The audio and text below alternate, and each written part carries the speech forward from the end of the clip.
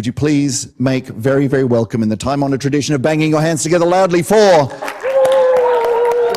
Romero. Okay, thanks, Chris. I'm on, right? I'm on. Okay, everybody can hear me? Thanks, Chris, for that very gracious introduction. And hello! Oh, it's so nice to give lectures to high school students. It's really one of my favorite parts of the job, mostly because the university students these days don't come. No, just kidding. They do come. Like 20% of my class came this semester. It's just what COVID has done for us. Anyway, so Chris has shared that anecdote. That is a true story. And if you don't take anything away, oh no, I want you to take some things, but remember that story. Because that was, at that time, it didn't seem important. But looking back, like 25 years ago, at the risk of saying how old I am, that was the point where I said, I'm going to be a quantum physicist. So when Chris told me to prepare 2 45-minute talks for this school, I said, okay, what am I going to do? I thought, I want to introduce what quantum is. Because when I Googled in 2000, I'm a Y2K, you know, Y2K, the bug, like the world was going to end. It didn't happen. So I Googled quantum physics. There was so many interesting stuff. Years later on, I realized that some of those interesting stuff actually are wrong. So I'm gonna give you an introduction to quantum, hence the title of my talk, What is Quantum? I put subtitles to it. The future is uncertain, and you know, that's true, it's uncertain. There's a pun there if you're talking about quantum, of course. And that's good. That's good. The future is uncertain, but that's good.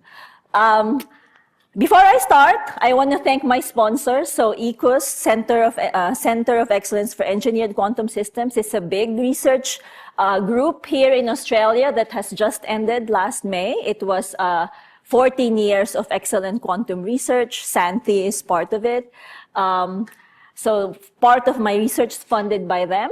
And over the course of my career, I've been funded by the Australian Research Council, Westpac, which is one of the 4 biggest banks here in Australia, and L'Oreal, UNESCO, like, you know, the makeup, skincare products. They support a lot of women in science, and I was lucky to be one of them. Okay, so let's start. Now, this is, in quantum physics, it's called the box potential. Okay, I'm gonna tell you about it because this is how my friend Chris Ferry explains quantum physics for babies. Okay, the box potential is a physics problem where you've got the red particle in a box. Those walls are infinite walls. The particle is confined within those 2 walls. So it's the particle in a box. If you use classical mechanics to, you know, answer the question, where will the particle be within that box, like the X position, the answer is that the particle is equally likely to be in any position within that box. Okay, it could be anywhere within that box. But in quantum mechanics, the particle cannot be everywhere in this box. It can only be in specific positions. In particular, the particle cannot be in the nodes. It can't be where these, you know, squiggly lines are intersecting here. The probability of the particle to be there is 0. The particle is also more likely to be in the antinodes of this wave. So it's where it's going up and down most strongly. That's where the particle is most likely to be. And another thing is that if you read this book here, which I I recommend giving to your friends with little children. It also talks about how energy is discretized. Because in an atom, like the electron, if you extend this analogy to the electrons within the atom, one of the very first models of the atom tells you that the electrons only occupy certain energy levels. It's discrete. So the answer of classical and quantum physics to this very simple question is vastly different. So that's the first clue, really, that quantum physics is really interesting. And took a long time for people to figure that out. A lot of them are in this very famous picture from the Solvay conference in 1927. There are so many Nobel winners there. You might recognize some of them. There's one woman there. She's the only one who won it 2 times. That's Marie Curie. So that's the history of quantum mechanics for you there. So I like to think about the physicists then, and the physicists. How do we envision physicists these days? And this comes to mind. Do people still watch this? Like, it was very popular for a while when I was, at university. So I am waiting for the paper that will do a longitudinal study of the number of physics students over the years and try to find if there's any correlation between Big Bang Theory and the physics student population. Like, if you're looking for an easy physics education project, I think that's one. I'd be very curious to find out. So it's got lots of stereotypes. I mean, it's either you hate it or you love it, but I think it actually got more people into physics. Well, at least my relatives know what physics is after this show. Okay, so I told Chris to not introduce me for, a long time because I'm going to tell you about myself. I'm going to tell you about this physicist.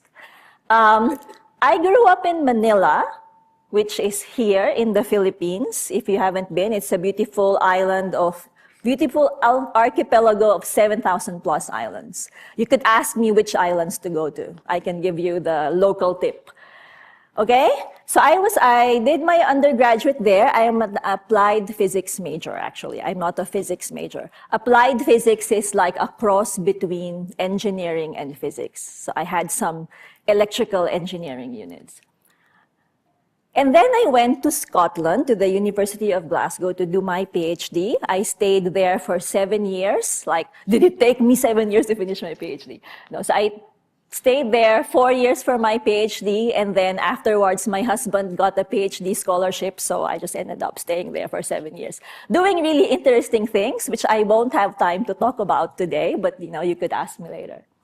And then in 2015, I moved to Australia, to the University of Queensland, to work at a really interesting project as well on like chicken and egg kind of problem. What does quantum physics have to say between the chicken and egg problem? Which I will also not talk to you about, but you could ask me. Okay? So I've been here since 2015, and I'm still here. I'm enjoying Australia. Okay, so if there's nothing you're gonna take away, this is my important message for today, which really is it takes a community to raise a scientist. So I thank Chris and the organizers of this school, because it's really like these days, I reflect on what do people think about science. If you are inside science, it's the most amazing thing. If you are outside science, it's kind of scary. And I think the pandemic actually amplified that. When the world was watching us change the rules, developing vaccines while figuring out what are the side effects. Like, to me as a scientist, watching all that was just normal. That's the scientific method. But to an outsider, it may be scary, right? Because why are you doing that? Why are you changing your mind all the time? And I think it's really very important that we cultivate the scientists, not just in the scientists, but in everyone. And that needs a community. And for me, that community really started from high school. So I went to a science-focused high school in the Philippines. That's me graduating with my parents looking very vintage. That's my high school graduation. And then I went to the University of the Philippines to do my applied physics degree and master's in physics degree. And then to the University of Glasgow, which really looks like Hogwarts. And I've been really lucky enough to find really good professors, really good teachers, and just a very supportive community. So I consider myself very lucky. And it's my mission to pay that forward. So it's really, thank you for giving me this opportunity to do that. Okay. So now I'm at the University of Queensland. I have a group. We call ourselves QDITs at UQ. I'm going to explain what QDITs are later. We have a website, which I should be updating, but you could find us there. This is the plan for my talk. I'm going to tell you about, okay.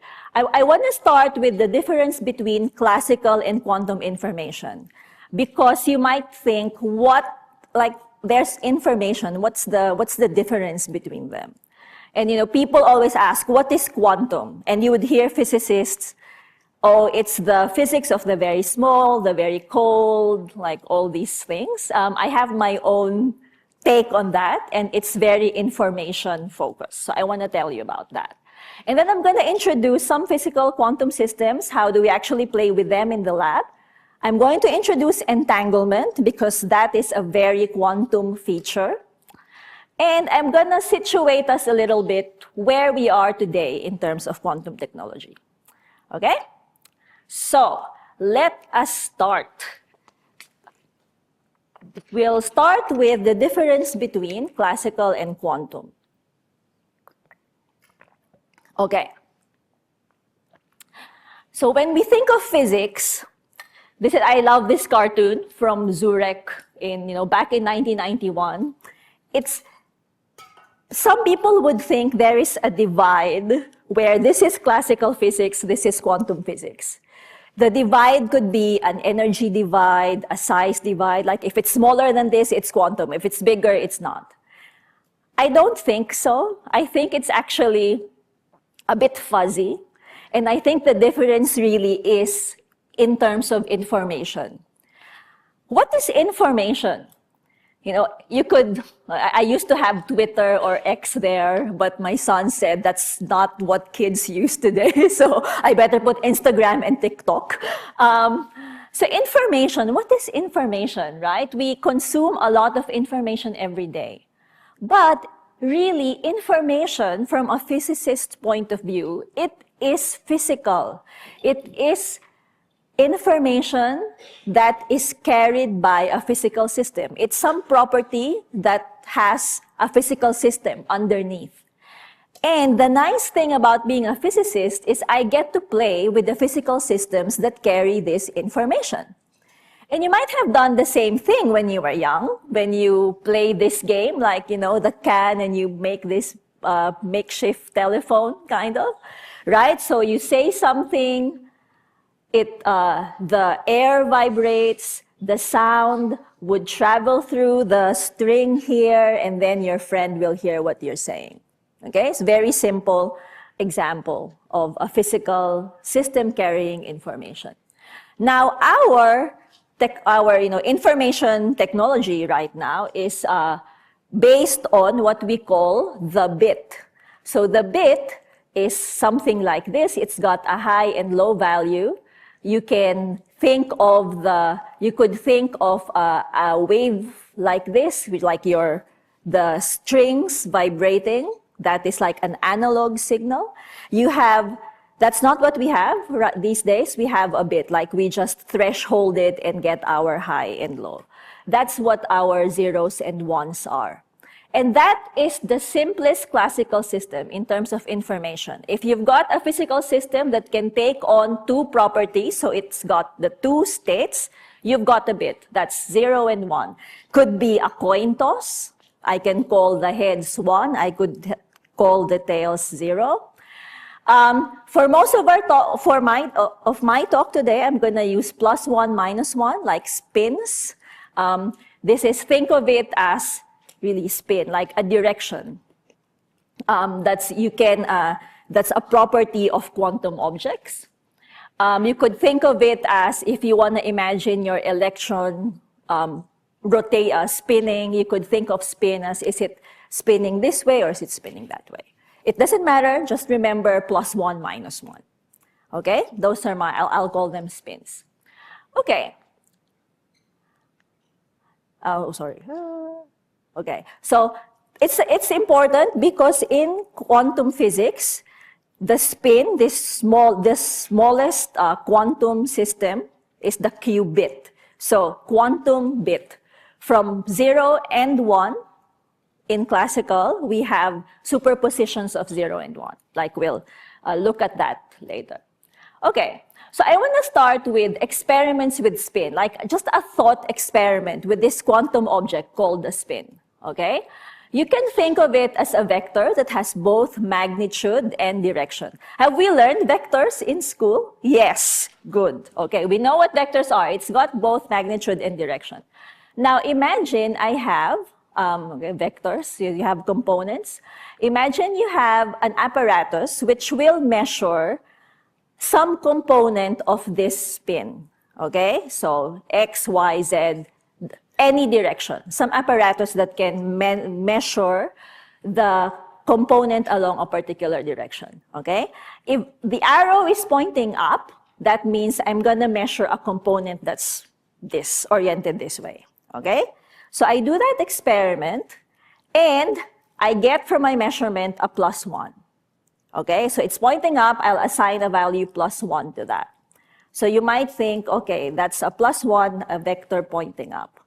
If I turn my apparatus upside down, so now the red arrow is pointing down, I'd expect it's gonna be -1, right?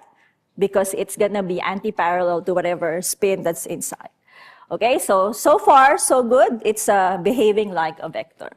So I'll write that as sigma z, like physicists love Greek letters. So sigma z, because it's a z component, it's +1. Okay, now I'm gonna do another experiment. I'm gonna turn the apparatus that's initially the red arrow was pointing up. Now I'm gonna point it horizontal, like say to the right, like that, okay? So now you might ask, what will the outcome of this experiment be? If it's an experiment with spin, something fascinating really happens. You might expect that having measured +1, you will get 0 when you do sigma x measurement. But what happens if it's a spin, like this quantum object that I have, instead what I get is sigma x equals plus or minus 1. It's never 0. So I do my experiment on the z, I get a +1. Do my experiment along the x, instead of getting 0, I get totally random results. So if someone were to ask me to predict the results of this experiment, the correct answer is, I'm gonna guess randomly. That's the best strategy for an experiment like this. And, right there, you actually would really have to think, while guessing randomly, that is what we call ignorance usually. But in quantum, that's the best that you can do for this experiment. So I find this really interesting, that you guess randomly. That's the best that you can do. So when people say, like, of course, I've read so many, quantum physics, so many articles, they always say, okay, determinism breaks down. What does determinism mean? Like the fact that objects have, specified properties from the very beginning. Like I'm wearing a brown suit, black shoes, like they have properties that were determined. But quantum physics breaks that down, but in a very particular way. determinism breaks down in a very particular way. Because when you do this experiment, the average of your results, so that's what this brackets here, the average of those results will be 0. And that's what you expect from a classical vector. Okay? So determinism breaks down in a very particular way. The results are random, but if you average your results, it should be 0. Okay? So how does quantum physics explain all this? Well, we've invented a spin, a quantum vector, and that's really the best that I can tell you. A spin is a very peculiar vector. It's not the vector that we have in classical mechanics. And you may think, the experiments, these measurements that we've done, somehow it disturbs that spin. So I'm going to say that as, experiments that you can do with quantum objects, they're never gentle. You tend to disturb them. Okay? Now, that is a problem for information. I'm going to tell you why. Because we are used to Boolean logic. For example, the speaker is wearing a white shirt, proposition A. That is false. I'm wearing a black shirt. Proposition B, the speaker is wearing black shoes. Yes, I'm wearing black shoes. So I have here two statements with associated truth values, A equals 0, B equals 1. And I can make a truth table for this operation, A and B. So we've done Boolean logic in school. Yeah, so for an AND, it will only be 1 if both are 1. Okay? Like in the computers that we have physical implementations of Boolean logic. So, if you have a statement like this, it's all good. A and B is 0. And I can repeatedly test these statements as many times as I want. Like I can, close my eyes, open my eyes. I'm still wearing a black shoes. You can test it. You can repeat the experiment as many times as you like. You get the same answer. Now, if you do that with the thought experiment that we just had, so say that's our proposition. So proposition A, Z component is +1. Proposition B, X component is +1. Okay? Let's do our experiment.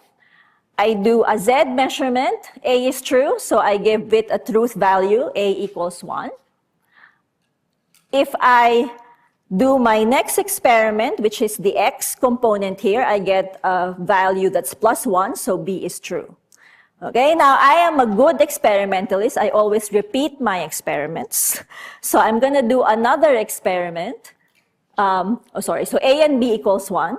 If I'm going to do a repeat of this experiment and I get a +1, and then measure the X and I get a -1, now A and B will be 0.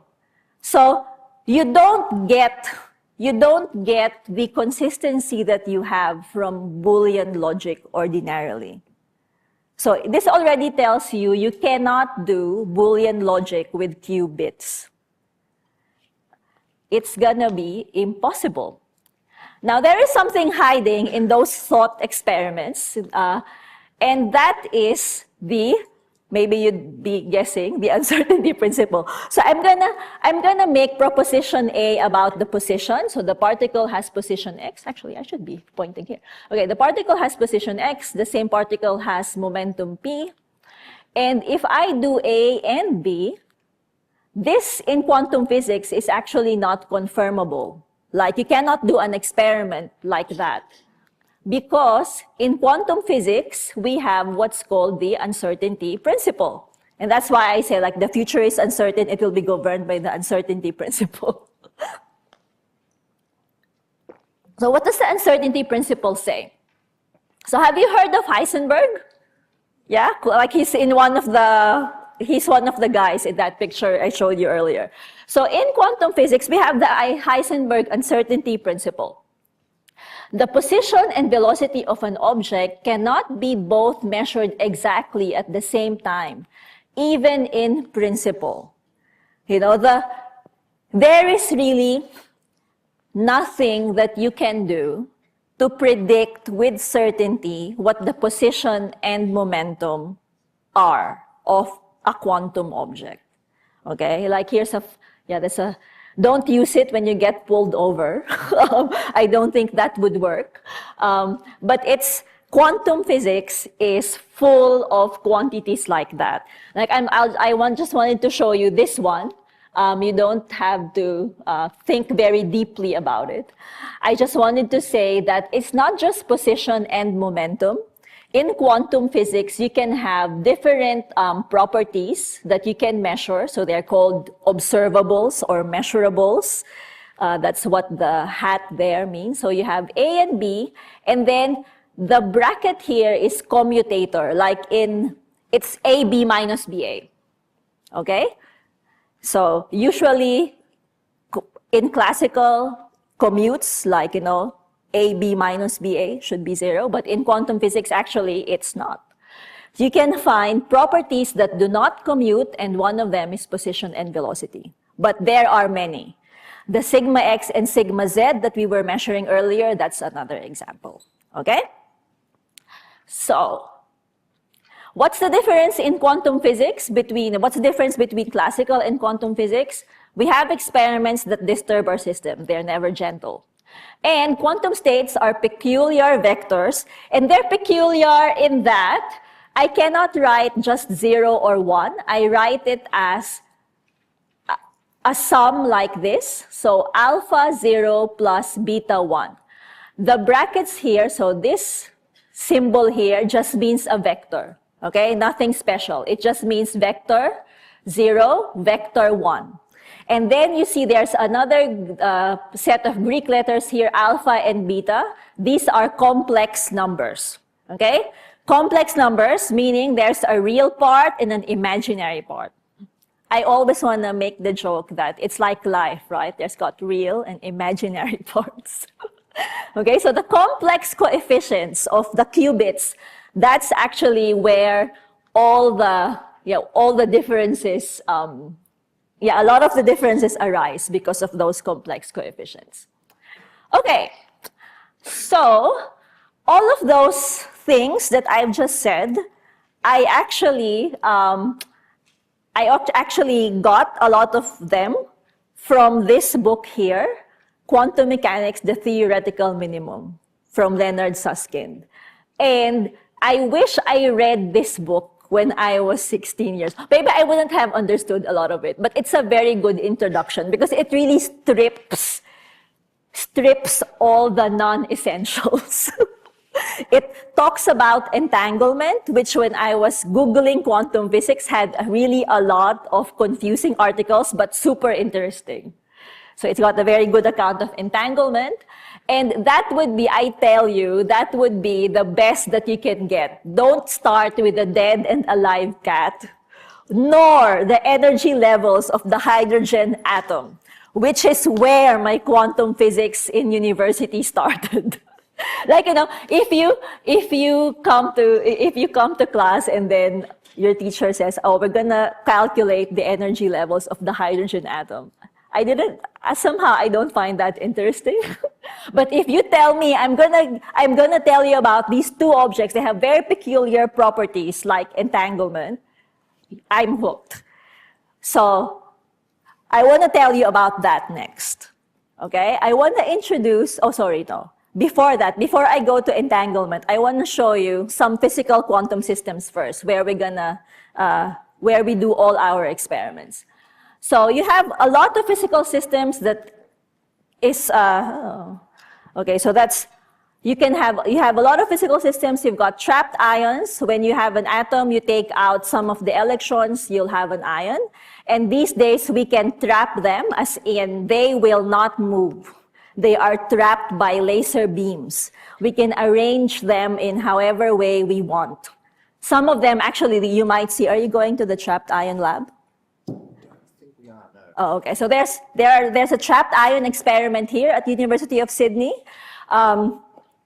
Really interesting. This is what it looks like. Like really, this is what you would see as the quantum system, the pretty pictures, but this is how you really make that. Superconductors, so when Google and IBM talks about their quantum computers, this is what it looks like. And this is the fridge that keeps that at millikelvin temperatures, because they have to be really, really cold. And this is an atom. Those are rubidium atoms that we have arranged into a Mona Lisa painting. That's actually from a colleague from Tyler at the University of Queensland. And this is what it looks like 3 levels of optical table for the rubidium atom to look like that. So I just wanted to say that we have really very good engineering these days to control quantum systems.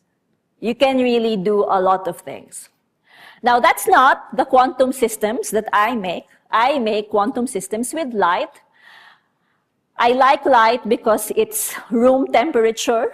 I don't have to keep it cold. My detectors have to be cold, though. Like when I detect a single photon, it has to be kept at 2.3 Kelvin. But, okay, so light has many properties. One of them is polarization. Have you heard of polarization? Yes? Okay, so it's the plane where the electric field is vibrating. So you've got horizontal, vertical. The spins I was talking about earlier, you can think of that as polarization for photons. Okay, so you've got polarization, you've got the different colors, you've got time bins, like time bins as in the time when the photon arrived. Okay, now that's my experiment when I did my PhD. As you can see, it's not very complicated. I got a PhD out of that. And this is my favorite property of light, the shape, because the shape has a lot of possibilities and they're very easily controllable in the lab. This is one of my, that's one of the ways that you can make a qubit from the shape of light. So if you remember this vector, I can just say that shape you'll be 0, this bright dot here, donut shape you'll be 0, bright dot you'll be 1. And then I'm gonna prepare those states using my modulators in the lab, I get my qubit. So if you really like the dead and alive gap, that's what the qubit is. Yes? When you talk about the shape of the light, you're talking about like the cross-section of light. So yeah, the cross-section of the light, yes. So this one is just a bright spot. But the examples, these examples I'm showing you, I can actually make in the lab a donut-shaped light. I can make a donut-shaped light. I can make flower shape. I can make anything you like, actually. I can make Mona Lisa. Like the device that we use to do the Mona Lisa is the same device that I use to make my shapes. Okay, so it's really a very engineerable system. And I like it because that means I can expand my qubit into qubits. Because if I use more than one shape, more than 2 shapes, or I could have many more possibilities for my superposition. That's why in our group, we say we work with qubits. Qubits, because we have D levels instead of the bit. Okay? Now, a lot of my PhD was to prove that shape, photon shape, is quantum because it's a very newcomer kind of property. So a lot of work was done to show that, but the conclusion is that I can really measure the shape of a single photon really well. We can use it for quantum information. And these days, like that's a lot of people are doing that. So it was good. It was exciting. And that's one of my latest works, which I will also not talk to you about, but I thought I'll show you the catchy title. These are some of the shapes that we did in our lab. They look like macarons. So that really is, yeah, you put a camera, that's what it looks like. Okay, so physical systems, we're done. So now I can introduce entanglement because it's very important. Okay, this is for Chris actually. So there's an entanglement wine, but not this entanglement. It's in Napa Valley, there's a very good winery. They have a bottle that's called entanglement. They're not quantum physicists. I asked. They just found the word interesting. Anyway, that's how you know actually that quantum physics is infiltrating because you get alcoholic beverages named with quantum terms. Okay, I digress. I'm going to talk to you about entanglement because it's very important for emerging quantum technologies. Like, I get this quote from the head of engineering in Intel, Jim Held, like it's a few years back now. But here you see, he thinks that entanglement is the one that has no counterpart in today's computers. So I think it's really important if you want to work in quantum that we understand entanglement. And if that's not enough, it also won a Nobel Prize in Physics. In 2022, Alan Aspey, John Clauser, Anton Zeilinger won the Nobel Prize for experiments with entangled photons, establishing violation of Bell inequalities and pioneering quantum information science. That's them in real life. Those are all my photos. Yes, I have met all of them. No, actually, I paparazzied all of them. I have talked to all of them. Yes. So this was in the 25th anniversary of the Bell inequality. Not 25th, 50th. I think, yeah, 50th.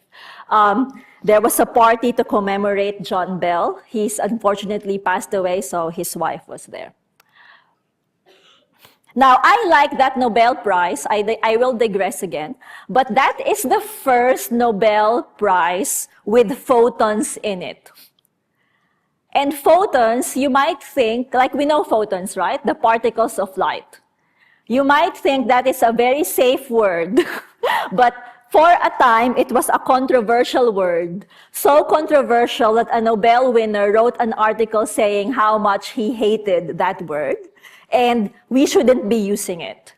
So Willis Lamb wrote an article called The Anti-Photon. I can tell you the details over lunch. But it was, for me as a photonic person, seeing photon in the Nobel winner was like, okay, I don't need a license to use the word photon. Because photons are in the Nobel citations. Okay. So the story of entanglement starts with Einstein, Podolsky, and Rosen. They put out this paper in 1935, questioning quantum mechanics. Can quantum mechanics be considered complete? And what does complete mean? A complete theory means that every element of reality, which I translate as, every property, you have the possibility of predicting it with certainty without disturbing your quantum system. And they conclude that quantum mechanics is not this theory. It's incomplete. Okay? So entanglement, this is the crash course entanglement, the one slide I show when I don't have enough time. So I'll share it first. Imagine you have two systems, A and B, and they are entangled. Like, in this case, let's use, so one is labeled A, one is labeled B. Sorry, it didn't translate properly. Okay, so imagine you have two balls. They can be two different colors. Let's just say black and white. So two classical objects, and then the two quantum objects, which I just denote with a question mark. Okay? Experiments with classical object and quantum object. Now I will so say, these two classical balls are in a box, in two separate boxes. I take one, I go to one room. Say I give one to Chris, he opens it, he goes to another room. Okay? When I open my box and I see a white ball, I'm gonna know right away that Chris had the black ball. Right? Because there were only two possibilities, a black and a white ball. If I had the white ball, Chris will have the black ball. So those two outcomes are correlated. Like, they will both be true. Now, if you have a quantum, so if I repeat that experiment, say another try, maybe I get the black, Chris will get the white. So you have also random results. Also random results. A quantum experiment like that will lead to the same thing. You also get random results. But the difference is that if it is a quantum object, the property is not determined. And I put quotes because that's not really the correct word, but it's the best I can do. So when it's a quantum object, you get these correlations, but it's because the properties were not there from the start. Okay, that's because of the superposition principle. Like remember, when we write our qubit, it's superposition of 0 and 1. Both can be outcomes. You just don't know until you measure. And this is what entanglement is. So entanglement is something that gives rise to a correlated list. So we get a correlated list of results like black, white, white, black. Like both of these experiments will have random results. They're correlated. But the origin of the correlation is important. That's the difference. For entanglement, it's because the quantum objects were in a superposition. For the correlation with classical objects, it's because the color was there. When we separated, the color was there. Like, you know, what else could there be, right? So it's a very, like when I remember I said I Googled quantum physics as a 15-year-old. Took me until I was maybe 24, 25 to really, oh my goodness, that's what it is. And it's, I don't know, when it's one of my aha moments. So anyway, I talk about balls all the time. Okay, so this one is not, so of course when you do your experiment in physics, you can't find these quantum objects with like colors like, you know, quantum balls. So we go back to spins. So this is thought experiment with spins that David Bohm actually proposed. Say now you have entangled pairs, and we write it like that, meaning it can be plus or it can be +1 pointing up, pointing down, minus, so +1, -1, superposition. So what this means if the first particle is up, the second particle is down. If the first particle is down, the second particle will be up. Okay? So let's do that experiment. I'll call experimenter A Alice and experimenter B Bob. Okay. So if Alice measures along the z-axis and gets a +1, and then Bob measures along the z-axis, so actually I'll just skip through everything. How much time do I have? Like, we've got a bit of time. We could go another 10 minutes. All right. Okay. I'll just finish this, and maybe the quantum technologies part I'll do another day. Okay. So this is the thought experiment with entangled particles. If Alice chooses the z-axis and gets a +1, there are two possibilities, right? So Bob can also measure along the z-axis. And if he does, he will get a -1 all the time. If they choose the same axis, they will get opposite results. If Bob chooses to measure along the x-axis, Bob will get a random result. Sometimes he'll get +1, sometimes he'll get -1. And the same is true if Alice measured along the x-axis. So again, if they measured along the same axis, they will get anti-correlated results all the time. +1 always comes up with -1. If they choose to measure on different axes, Bob will get random results. Now that's really, there's something that is really uncomfortable with that, because it's like the properties of Bob's spin, the spin that goes to Bob, depends on what Alice does. So in that way, the properties of Bob's spin cannot be separated anymore from Alice's spin. And that's what entanglement is. It's like I cannot tell you what the property of this is outside of what's happening with Alice. Okay, so that's entanglement. Actually, the German word is, it's like twin, like it's inseparable. Okay? And that's what disconcerted Einstein a lot, that he thought quantum mechanics is not a complete theory. I'm going to skip this. I think we've talked about that. So if I'll just flash this quickly. So if you just translate it to, colors and shapes, I think it's even more shocking, because it's like you cannot define properties anymore. outside of what's happening with the partner ball or the partner object. And that's what Bell in 1964, so 1935, Einstein's paper, 1964, Bell's paper. Somebody answered Einstein's paper. He said, okay, I'm gonna try to complete quantum mechanics, Einstein. And I'm gonna complete it using local hidden variables. So local hidden variables, it's something like this. It's like Bell said, okay, let's assume that there is some instruction set that originates from the source of the photons. Okay, like local hidden variables, it means like you have something which is unmeasurable that each particle takes with them, that if an experiment happens, like they will know that this is the result that it should be. It's like an instruction set. Think of it as an instruction set. And he proposed an experiment where actually if you do that, you will find that there is a difference in the prediction of the local hidden variable, so that's the straight line, and the prediction of quantum mechanics. The quantum mechanics is this sinusoidal curve here. So you see, as you are, and x-axis is the direction that you are measuring spin. As you are measuring different directions of spin, you find there are points where there is a difference between what quantum mechanics predicts and what this local hidden variable theory, which is like a classical theory, predicts.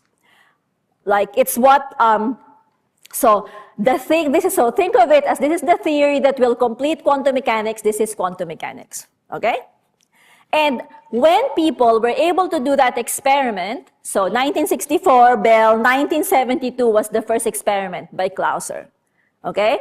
I will not explain to you the details, but I want to show you the result because it's really very nice. It's exactly as what quantum mechanics predicted. So what does that mean? The attempt of Bell to complete quantum mechanics with local hidden variables is not correct. Local hidden variables cannot complete quantum mechanics. So you have quantum mechanical predictions here that sit really very well with what experiments predicted. So I guess quantum mechanics is correct, is the conclusion. Now these days, there are a lot of entanglement tests. Bell inequality, which won the Nobel Prize, is just one of them. There are other ways like EPR is another test. So all states that violate Bell inequality are entangled, but not all entangled states violate the Bell inequality. I mean, that's actually one of the things that I learned later on as well. So it's very strict, the Bell inequality. So entanglement, I have showed you. Oh, sorry, that's scary. Okay, so still. Okay, so I've showed you two particles, two states. With two states, you could have three particle entanglement as well. So you've got like you've got three inside this ket now. You could have four particle entanglement, which really looks very complicated. It's even more complicated when you go to high dimensional, and that's where I play.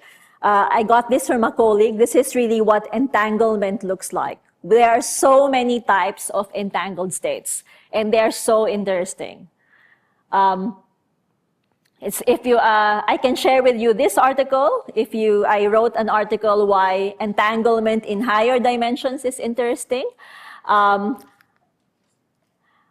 think that's all. I'll finish there because I want to have questions. So this thing I'll do tomorrow. I'll skip to. No, I'll show. Yeah, I'll just skip to the very end. Yeah. So I wanted to show you the painting of Picasso because if this is quantum, I think this is entanglement. It's really just to show my artsy side. That means over lunch. Yeah. Can I just